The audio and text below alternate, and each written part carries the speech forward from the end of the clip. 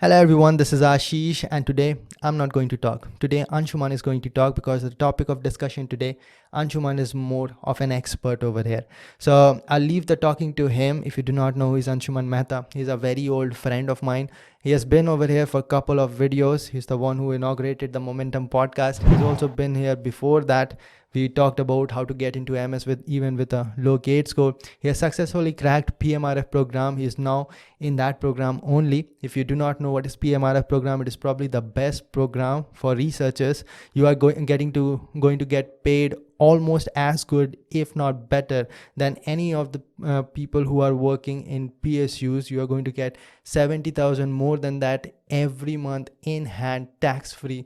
So you do not need to worry about money anymore, and you can do what you really want to do. You can do the research from the top universities of this country. Anshuman has made this video in a very good manner, in a very structured manner. He has talked about the eligibility criteria, the advantages of this program, life of a researcher, so that you can choose yourself whether you want this kind of life or not, how you can apply, and at the end he has also discussed what are the frequently asked questions. So without any further ado, I'll leave the talking to him and to Anshuman Mehta now. Hi everyone, I'm Anshuman Mehta and I'm PMRF candidate. Now I will talk about PMRF here. PMRF क्यों बनाया गया? पहली चीज़, PMRF इसलिए बनाया गया है कि there is always a talent pool going outside the country for PhDs. अगर कुछ फैक्ट्स बताएं तो मान लो यूएस की बात करें तो यूएस में monthly stipend for a PhD is about 1 lakh to 2 lakh पर मंथ. सो यहाँ पर क्या होता है कि वैसे तो यूएस का कॉस्ट ऑफ लिविंग और ये सब अगर मिलाएं तो मतलब कटरा के बहुत कम पैसा वापस आप इंडिया भेज सकते हैं अगर आपको फैमिली वैमिली चलाना है तो. बट अगर देखा जाए फिर भी इंडिया का बहुत कम स्टाइपेंड मिलता है. इट्स अबाउट रेगुलर पीएचडी की बात करें तो 31K से स्टार्ट होता है and it goes to 35K. So it is a huge difference in stipends. इसीलिए इस चीज़ के बीच में एक पीएमआरएफ आता है. यहाँ पर आपको अबाउट 70,000 अबव मिलता है पर month. So in any case it's very good. Let's not talk about benefits now, तो बाद में करते हैं.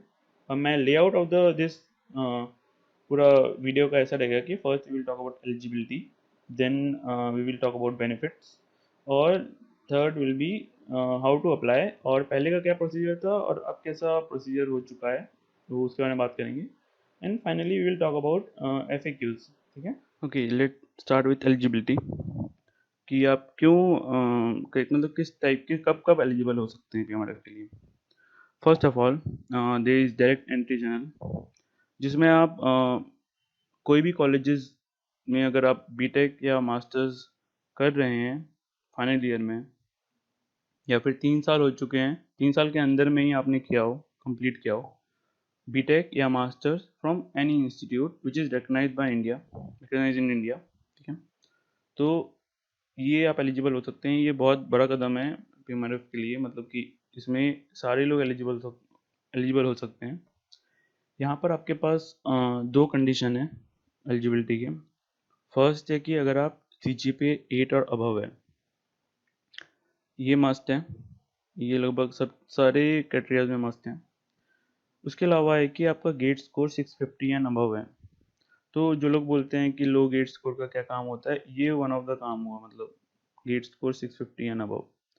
तो अगर आपका गेट स्कोर 650 एंड अबव है और आप CGPA आपका 8 है और आप फाइनल ईयर में या फिर आपका ख़त्म हो चुका है बीटेक या मास्टर्स और 3 साल के अंडर में ख़त्म हुआ है, तो आप इस चीज़ के लिए एलिजिबल है पीएमआरएफ के लिए. ये पहले नहीं था. अब इस चीज़ में अगर अगर आप पीएमआरएफ ग्रांटिंग इंस्टीट्यूट में आइदर बीटेक या मास्टर्स ख़त्म किए हैं तो आपका गेट स्कोर जो है वो वेव्ड ऑफ हो सकता है, मतलब उसको हटा सकते हैं और सिर्फ CGPA 8 एंड अबव बचता है. तो मैं आपको बता देता हूँ कि ये एक फर्स्ट एलिजिबिलिटी क्राइटेरिया हुआ. मतलब आइदर अगर आप इनमें से इसमें से कोई इसमें से अगर आप एलिजिबल हैं तो आप फॉर्म भर सकते हैं. Next is if you have qualified GATE, qualified GATE, यहाँ पर आपका कोई स्कोर नहीं है। If you have qualified GATE, ये सेकंड हुआ कि if you have qualified GATE completed or pursuing MTech or MS by research at one of the PMRF granting institute। Okay, PMRF granting institute कौन से होते हैं, ये आप लिस्ट आपको फाइंड हो जाएगी ये PMRF की साइट में। आप जैसे PMRF की साइट खोलेंगे, नीचे में ढेर सारे लोगोज होंगे कॉलेजेस के, तो उसमें आप देख लीजिए आपका वो कॉलेज है कि नहीं। इस साल वैसे NIT ट्रिची को ज्वाइन NIT ट्रिची भी ज्वाइन किया है इस बार PMRF ग्रांटिंग इंस्टीट्यूट में। इसके अलावा उसमें जो एलिजिबिलिटी क्राइटेरिया है वो है कि CGPA 8 और above at the end of first semester. यहाँ पर आपका फर्स्ट सेमेस्टर का रोल है, तो आप कभी भी MS या MTech कोई भी PMRF ग्रांटिंग इंस्टीट्यूट में कर रहे हैं स्टार्ट, तो आप ध्यान रखें कि फर्स्ट सेमेस्टर में आपको मिनिमम ऑफ 4 कोर्सेज लेने हैं। ठीक है, मैं बोलूँ 4 ही लीजिए, और उसमें CGPA 8 आपको लाना ही है। तो आप ऐसा करिए कि 4 सब्जेक्ट लीजिए और ट्राई करिए कि आप उनमें 8 ला पाएँ, 8 के अबव। ठीक है, तो तब आप PMF के लिए एलिजिबल हो जाते हैं। ठीक है, तो आपके पास ये सेकंड क्राइटेरिया हुआ कि क्वालिफाइड गेट, नो स्कोर, कितना मिनिमम स्कोर नहीं, बस qualified GATE, completed or pursuing MS or MTech at one of the PMF granting institute, CGPA 8 or above at the end of first semester with minimum 4 courses, 4 courses थी। ना third जो है वो PhD programmes के लिए है, जो पहले से ही मतलब जिन लोग का भी PhD में हुआ है इन PMF ग्रांटिंग इंस्टीट्यूट में, ये उनके लिए। इनको बोलते हैं वो लेटरल एंट्री प्रोग्राम्स। इसमें क्या होता है कि ये सिर्फ PhD वालों के लिए है, जो पहले से ही ऐसा हो जाता है कि आप PhD कर रहे हैं और आपकी साइड वाला भी PMRF PhD है, तो एक तरह से बहुत सारी डिबेट्स हुई हैं इसके ऊपर कि और अरे हमको इतने कम पैसे मिल रहे हैं, उनके उनको लाइक बहुत ज़्यादा पैसे मिल रहे हैं। तो इस चीज़ के लिए अब हर एक PhD स्टूडेंट जो अभी नया ज्वाइन किया है, जिसको अबाउट अगर रेगुलर PhD की बात करें तो जो उनको भी 24 मंथ्स ही हुए हैं, दे कैन अप्लाई। इसके अलावा जो मास्टर्स से PhD कन्वर्ट करते हैं, जैसे कि मैं था, जैसे कि जो मास्टर्स से PhD कन्वर्ट करते सेम इंस्टीट्यूट में, उनको 12 मंथ ऑफ PhD प्रोग्राम में, तो 12 मंथ एट एटमोस्ट 12 मंथ हुए हो PhD प्रोग्राम में, जो मास्टर्स से कन्वर्ट किए हैं, और जो दूसरे जो रेगुलर PhD उनके 24 मंथ एटमोस्ट, वो लोग अप्लाई कर सकते हैं। तो इनका सिलेक्शन कैसे होता है, इनका सिलेक्शन होगा कि अगर वो 8.5 और अबव एटलीस्ट 4 कोर्सेज, यहाँ पर फर्स्ट सेमेस्टर की बात नहीं हुई है, यहाँ पर 8.5 और अबव होना चाहिए एंड एटलीस्ट 4 कोर्सेज होने चाहिए। तो अगर ओवरऑल देखा जाए तो आपका CGPA जो है वो हमेशा 8 के अबव होना चाहिए, बट PhD में 8.5 के अबव है। ठीक है, और एटलीस्ट 4 कोर्सेज, यहाँ पर 4 कोर्सेज का जिक्र है, लेकिन कोई ऐसा नहीं है कि फर्स्ट सेमेस्टर में ही। Now I will talk about advantages of PMRF। देखिए, एक तो फाइनेंशियल असिस्टेंस हुआ, जो कि सबको पता है कि पर मंथ 70 से स्टार्ट होता है and it it get 75 in third year and 80 in fourth and fifth year. तो ये 5 साल के लिए हमको मिलेगा या फिर हम लोग कितने साल के लिए मिलेगा, ये क्वेश्चन रहता है। तो उसको आंसर करने के लिए मैं पहले बताना चाहूँगा कि 3 तरह की मतलब जो PhD स्टूडेंट होते हैं वो काइंड ऑफ 3 तरह के स्टूडेंट हुए जो एंट्री लेते हैं PMRF में। फर्स्ट है जो डायरेक्ट BTech करके आते हैं, तो वो उन लोग का उसको डायरेक्ट PhD बोलते हैं, जो डायरेक्ट मतलब जो मास्टर स्किप करके डायरेक्टली PhD करने आते हैं। तो उनको उनके लिए 5 ईयर्स के लिए 5 ईयर्स तक मिलेगा हम लोग को पैसा, तो लाइक 70, 75, 80। तो ये 5 ईयर वाला प्लान हुआ direct PhD। Second is from masters to PhD। यहाँ पर क्या होता है कि अगर मास्टर्स आप करके आए हैं कहीं से और अब PhD में ज्वाइन कर रहे हैं, तो उनको सिर्फ 4 ईयर्स के लिए मिलेगा। उनका क्या होगा, 70, 75, 80, 80। और अगर बोलेंगे कि आप पीएचडी कहीं कर रहे थे और उसी को बस कंटिन्यू करना है हमको, अब उनको ऐसा तो नहीं है कि फिर से 5 साल के लिए मिलेगा। उनको जितना टाइम बचा है पीएचडी डोमेन में, उनको वहाँ से उतना वहीं से उनको मिलेगा। तो मान लीजिए आप थर्ड ईयर में हैं तो आपको बस 80-80 मिलेगा लास्ट, और या फिर आप सेकेंड ईयर में तो 75-80-80। Now first benefit was financial assistance. आपको फाइनेंशियल असिस्टेंस मिल रहा है। तो आपका घर परिवार चल रहा है, अगर आपका घर परिवार है तो ये एक तरह से रेगुलर जॉब टाइप हो, 70,000 पर मंथ। और इसकी सबसे खास बात है कि ये टैक्स फ्री हुआ, इनकम टैक्स फ्री है, because fellowship are all tax free. तो इतना बड़ा रोकड़ा टैक्स फ्री। इसके अलावा तो इस काइंड ऑफ 1 लाख के ऊपर वाली जॉब ही हुई, क्योंकि वो कटकुटा के 70 आता था, तो यहाँ पर आपको 70 मिल रहा है। आप कॉलेज में हो तो आपको कॉलेज की फीस भी कम है, जब का रहना सहना खाना ये सब भी सस्ता है। नेक्स्ट इज ये तो फर्स्ट क्या बोलते बेनिफिट हुआ। Second benefit is you are getting 2 lakhs per year as a research grant. ये क्या चीज़ है? इसमें आप बाहर जा सकते हैं, ट्रैवल कर सकते हैं, क्योंकि ट्रैवल अलाउंसेस आप नॉर्मल रेगुलर पीएचडी की बात करें तो वो लिमिटेड होते हैं, मतलब नंबर ऑफ टाइम्स आप बाहर जाना वो लिमिटेड होता है, कितना पैसा आप खर्च कर सकते हैं वो लिमिटेड होता है। तो इट लाइक 1.5 लाख के अंडर में होता है पीएचडी के लिए, एंड आप 2 बार जा सकते हैं सिर्फ पूरे अपने पीएचडी काल में। यहाँ पर क्या है कि हर साल आप 2 लाख इस चीज़ पे खर्च कर सकते हैं। तो आप अगर मान लीजिए, या फिर 2 लाख सिर्फ ट्रैवल एक्सपेंसेस नहीं हुआ, ये आप पूरे लैब वैब में खर्च कर सकते हैं जो आपका खुद का ये रिसर्च ग्रांट हो। तो if you are in PhD and आपके पास कोई रिसर्च ग्रांट मिला है तो इट्स ओके। बट कभी कभी क्या होता है कि वो रिसर्च ग्रांट आने में टाइम लगता है या समथिंग हैपन, तो आपके पास ये 2 लाख जो है वो बफर हमेशा रहेगा। तो इस वन ऑफ द लाइक बहुत अच्छा बेनिफिट है ये, जो पहले नहीं था। तो ये 2 lakhs जो सिस्टम है, इसमें आप आराम से क्या बोलते हैं स्टेशनरी आइटम खरीद सकते हैं, तो बोल रही stationery item, but it's like lab requirement जो आपकी है वो सब खरीद सकते हैं आपके पर्सनल यूज़ के लिए। और इसके अलावा जो थर्ड बेनिफिट है वो है कि आपको पीएचडी जब ख़त्म हो जाता है तो आपके पास एक फेलोशिप रह जाती है कि हाँ मैं ये फेलोशिप में था। तो प्रधानमंत्री रिसर्च फेलोशिप ये एक आपके नाम के आगे जुड़ जाएगा।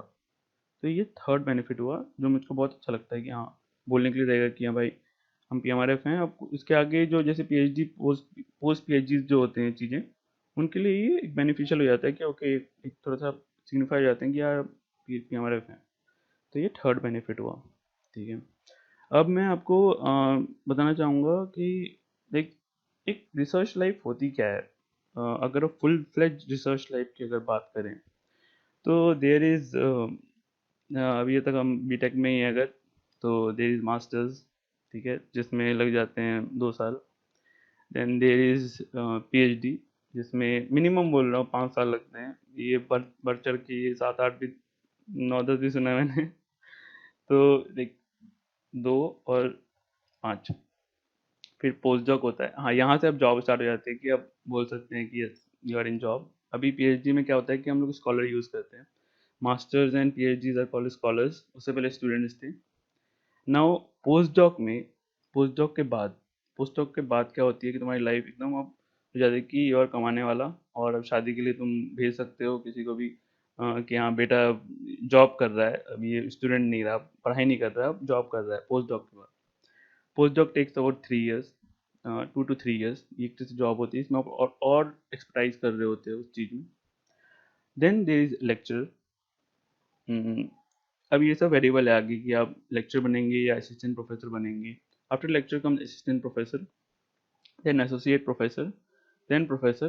ठीक है, अच्छा लेक्चर एंड असिस्टेंट प्रोफेसर में क्या डिफरेंस है कि जो लेक्चर होता है they don't have tenures. So assistant professor वो सिर्फ lecture just is for teaching. But assistant professor क्या होता है, you can take part in research और कॉलेज के वेलबींग में वो मदद कर सकते हैं। और इसके अलावा बहुत सारे रोल्स होते हैं असिस्टेंट प्रोफेसर के, and then similarly associate professor and then professor. तो ये सब एकदम रैंक वाइज होता है और पूरी ज़िंदगी भर चलता है। तो is as said that research is not a destination, it's a path. तो आप बस चलते जाएँ। आपका मेन एम जो होना चाहिए, ये नहीं होना चाहिए कि ये सोचें कि यार ज़िंदगी भर पढ़ाई करनी है यार, क्या होगा? कैसे क्या करोगे उखाड़ के मतलब ज़िंदगी भर पढ़ाई करके? तो ये सब इंटरेस्ट के ऊपर होता है कि आप किस चीज़ में जाना चाहते हैं, आप क्या चीज़ करना चाहते हैं। जैसे फॉर मी इज कुछ नया ढूंढना है, कुछ नया ढूंढना है और मतलब कुछ बताना है कि दुनिया को कि यहाँ चीज़ ये हो सकती है। अभी मेरे खुद नहीं पता है कि क्या नया चीज़ मुझको ढूंढनी है, क्योंकि अगर पता चल जाएगा तो मेरी पीएचडी स्टार्ट हो जाएगी। अभी स्टार्ट हो चुकी है लेकिन कोर्सेज ही कर रहा हूँ। तो हेयर मैं बता रहा हूँ कि ये एक एक पॉइंट होता है जो आप जिद लगा के बैठ जाते हैं कि नहीं मुझको कुछ करना है, कुछ नया ढूंढना है। और इसी में आपका पीएमआरएफ एक तरह से बहुत बेनिफिशियल होता है, बिकॉज वो आपको बता रहा होता है कि ओके मैं पैसा दे रहा हूँ, ठीक है, और बाकी तुम अपने इंटरेस्ट फॉलो करो, ठीक है। How can we apply? पहले का अप्लाइंग प्रोसीजर ऐसा होता था कि if you are eligible you fill up the form, then give the name of two referees. Referees are the persons जो either आपके करंट कॉलेज के प्रोफेसर हों या फिर आप किन्हीं प्रोफेसर को जानते हो एकेडमिकली, बिकॉज ये क्योंकि उनके पास क्वेश्चन आंसर्स जाएंगे कुछ, मतलब जैसे आपने उनका नाम दिया और ईमेल आईडी दी और आई थिंक फ़ोन नंबर की ज़रूरत पड़ती है, तो ये तीन चीज़ दी फॉर्म में, तो उनके पास ये मेल जाएगा एक filling up of a form where they have to take that whether you are eligible और नॉट। तो उन लोग को एक तरह से एक वो रेफर कर रहे होते हैं तुम्हें। तो ये एक बहुत कम लोगों को पता है कि referring the two referees are required. Apart from this there is a requirement of resume हुआ, और रिज्यूमे के अलावा आपका abstract. Let's not talk about how to write a abstract here, because देखिए ये बहुत इंपॉर्टेंट भी है, इसके लिए एक सेपरेट वीडियो आई थिंक बनानी पड़ेगी। तो एब्स्ट्रैक्ट, क्योंकि इस बार आपको वैसे ही स्पॉइलर अलर्ट कर देता हूँ कि इंटरव्यूज नहीं होंगे पीएमआरएफ के, hence abstract will be the deciding factor कि if you are getting into this PMRF or not. FAQs. Is there any central portal where I can apply? So there is answer yes and no. Yes is for those who are kind of outsider of the PMR Granting Institute. तो उनके लिए central portal ही होगा, ये site में ही आएगा और उसी में फॉर्म फिलअप करेंगे and everything will be done here only. No are for those who are already pursuing PhD in Priamra Granting Institute, जो मैंने बताया था एलिजिबिलिटी क्राइटेरिया में. इन लोगों को क्या करना पड़ेगा, इन लोगों को अपने डिपार्टमेंट्स में ही अप्लाई करना पड़ेगा. एंड डिपार्टमेंट क्या करेगा, department will make a first selection on based of the क्या बोलते हैं, मैं बताता हूँ क्या क्या क्राइटेरियाज होंगे, बट फर्स्ट डिसीजन डिपार्टमेंट लेगा, उसके बाद फिर वो पेमेंट पैनल को भेजेगा. और जो जो डायरेक्टली जिन लोग का जिसका आंसर यस, जो आंसर यस था मतलब सेंट्रल पोर्टल का, तो वो डायरेक्टली उन लोग का पेमेंट पैनल में जाएगा. तो एक तरह से आपको आइडिया लग गया होगा कि जो भी पीएचडीज हैं और एक ही साथ में हैं, तो उन लोग में फर्स्ट कंपटीशन होगा and then it will go to the payment panel, जहाँ पर ओवरऑल कंपटीशन होगा. When will the deadline? पहले तो ये मिड जून तक था मेरे सोर्स के कारण, बट नाउ इट्स 15 जुलाई. तो 15 जुलाई विल बी डेडलाइन, तब तक आप आराम से अपना एब्स्ट्रैक्ट वेब्स्ट्रैक्ट बना सकते हैं अच्छी तरीके से. नेक्स्ट क्या क्या चीज़ें चाहिए होगी इस बार. सो देर विल बी एक तो एकेडमिक्स चाहिए होगा आपका कि एकेडमिक्स में क्या क्या किया है आपने और ये सब. देन 1 पेज CV, ठीक है, एंड लास्ट 5 ईयर में जो जो किया है वो आपने.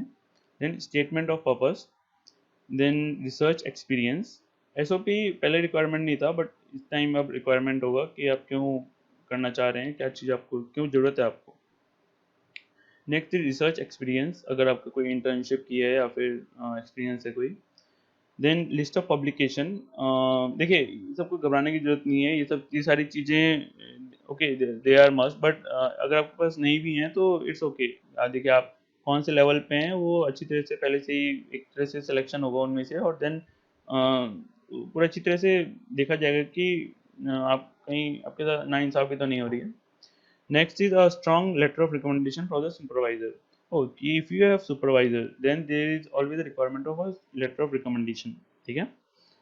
इन केस ऑफ रेफरीज, जो पहले के टाइम में होता था, वहाँ पर यही एक तरह से रेफरी का काम ही होता है कि लेटर ऑफ रिकमेंडेशन करना। क्वेश्चन एक और है कि अगर मैं अभी भी ज्वाइन किया और मेरे पास ये सारी कुछ चीज़ें नहीं है तो मैं क्या करूँ, मुझे जैसे पब्लिकेशंस और रिसर्च एक्सपीरियंस नहीं हुआ, तो it's okay, we are on similar board. Because अगर तुम और हम देखें तो मेरे पे कोई ऐसा सिर्फ मैं एलिजिबल था, सिर्फ जैसे इंटरव्यू में क्रैक किया तभी हो पाया। तो एक तरह से पता नहीं, आप बस कोशिश करिए, क्या पता हो जाए। Will my fellowship be stopped in the future? हाँ जी, हो सकती है।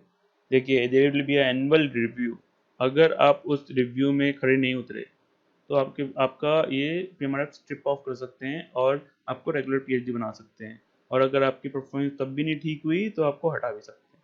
तो एक सिंपल सा ये केस है कि you are getting special money, तो you should be a special scholar also, you have to do your TA duties and everything. तो ये सब चीज़ें आपके कॉलेज टू कॉलेज डिपेंड करती हैं कि आपकी क्या क्या ड्यूटीज़ हैं फॉर PMRF। कितने बार अप्लाई कर सकते हैं?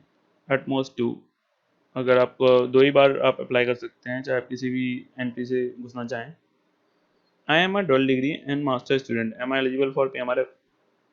A master student should convert to PhD and apply under the direct entry if possible. Okay? See, मतलब आपको PhD होना ज़रूरी है अगर आप लेटरल एंट्री से जाना चाहते हैं, ठीक है? मतलब आप अगर मास्टर स्टूडेंट हैं, और देखिए आपके पास अलग अलग रास्ते हैं, आप किसी भी चीज़ से एलिजिबल हो सकते हैं, बस आप एक ही फिट देखिए कौन सा एलिजिबिलिटी है और उसमें आप अटैक करिए। So that's about it. Special thanks to Anshuman Mehta, and he was sharing some important information that even I was not aware of. So it is a very precious piece of information. I think it is a complete package for your PMRF program. If you are interested in that, he is going to make another video about how to write abstract and all, and he will be posting much more videos through this channel. So thanks for the support to Anshuman again, and it was a complete package. I do not think it was a flawless presentation, proper structured, and if you have any more questions you can put it down in the comment section. I'll ask him to reply to as much as he can. His social media handles and everything that is possible, I'll put it down in the description box, and you can find him on Instagram where you can approach him also. That's about it, guys. See all of you in the next one. Till then, bye. Support this video by hitting the like button, and that's it. Bye.